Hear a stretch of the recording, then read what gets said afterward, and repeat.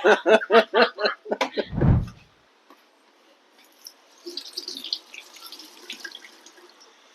guys, another day, another vlog.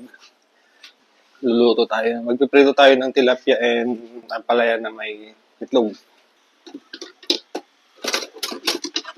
Mabilisan. Iwain lang natin ng pino tong tilapia kasi mapait eh. Alisin natin yung mga buto. And then, iwain natin na maninipis lang. Para try natin. Ayan. Ayan. Pipigain natin to. Talagyan ng asin. Ay, ito tayong strainer. Nahulog yung iba. Kumakain din ba kayo ng ampalaya? O ayaw nyo ng ampalaya? Maraming tao dyan. Ayaw ng ampalaya. Kahit ako nung bata ako, ayaw ko ng ampalaya. Uy, nahuhulog yung mga ampalaya ko. Sayang. Soli natin. Amasin natin ng asin. Ayan.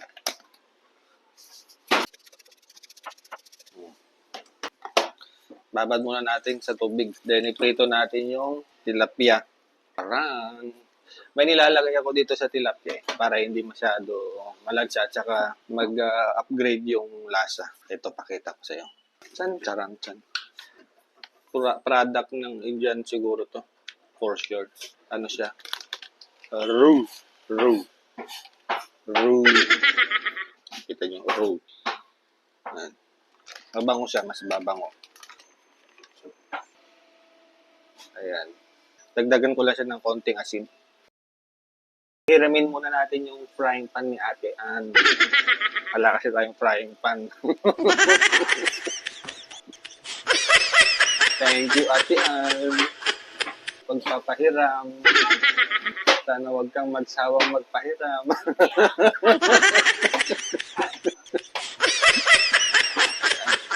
Na-massage na natin to, fish. Kailangan din natin i-massage. Buti pa yung fish na mamassage. Nani? Pwede na tayo. Ready na, guys. Painitin na natin yung kawali. Yung kawali mo, Ate Ann, na ano na, nayupit na. May nakahulog siguro ito. Tapos nawala. Unti-unting nakawala yung ano ni Ate Ann. Yung non-stick coating.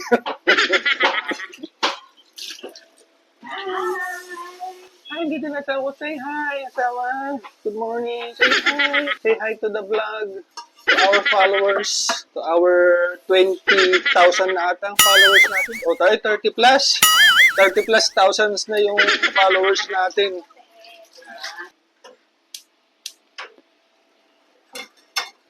Ito na yung itsura ng ano natin. Tilapia. Wow! Okay, mainit na yung kawali, guys. Pwede nang ilagay ito. Mabait yung tilapia, hindi lumalaban ngayon. Okay. Dito tayo magbabatil ng itlog. Ito, magbatil tayo ng egg. Tatlong piraso. Lagyan natin ng mga mixed herbs. Saka parsley. Dried parsley, mixed herbs. Ayan. Okay. Pampaganda. Para may konting design. Then, asin. Saka magic. Sarap.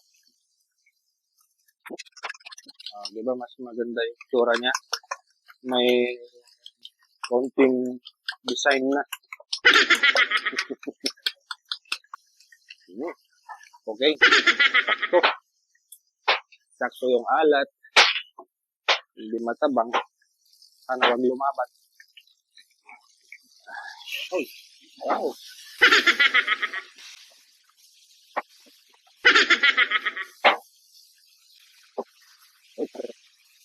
Pigayin na natin itong tilapia. Nani? Mahilig ka sa tilapia. Konting tilapia lang kasi baka sobrang pait. 3 egg lang yan. Pataas ng pataas. Mga presyo ng bilihin. Ano na lang yung bumababa guys. Kasi lahat pataas eh. Meron pa bang bumababa dyan? E bali, gigisa naman natin to. Mawawala konti yung alat. Yung pait. Para merong sustansya. Okay na to.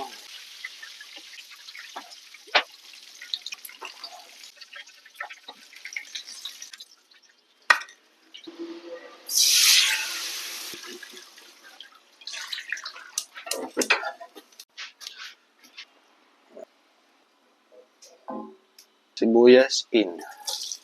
Kuha lang pala ako ng magic. Sarap. Ginisa mix.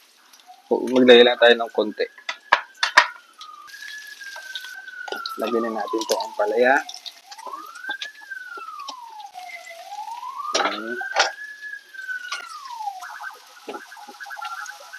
Shoutout pala kay Syong na kumakain ng hilaw na ampalaya dyan.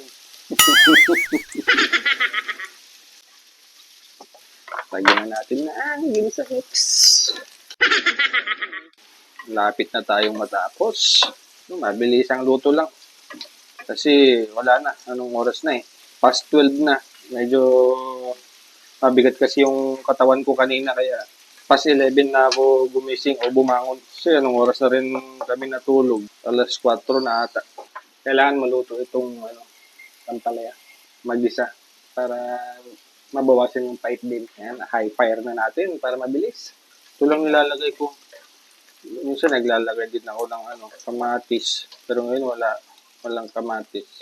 Mamadali kasi akong bumili kanina. Okay na to. Bigyan natin ng paminta. For added flavor. Pepper flavor. Tikman natin kung nawala nga yung pait niya. Mapait pa din.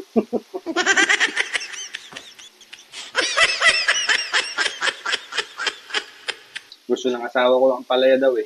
Sabi ko, kulang na yung time kong ibabad dyan sa aswin. Pero, sila to, ilagay na natin sa itlog. Then, iprito yung itlog.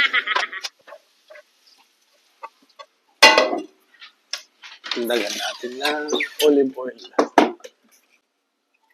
For additional healthiness. Sabi nila mas okay daw ang olive oil. Tama ba yun? Okay. Egg din. Nakalimutan ko na yung aking kape. Malamig na. Diba natin baliktad? Hindi. Hatiin natin para mabaliktad natin. Parang pizza lang ba? Oops. Diba? Gawin natin quarter. Oops. Okay. Sobrang sa pag-flip Lapit na. Kuha lang ako ng tissue. Alright. Patapos na tayo magluto. Habang nagluluto, nagkakape. Kape tayo. Tapos na. Ayun na. Finished product. Hindi siya aesthetic, pero importante, makakain. Okay, kain na tayo.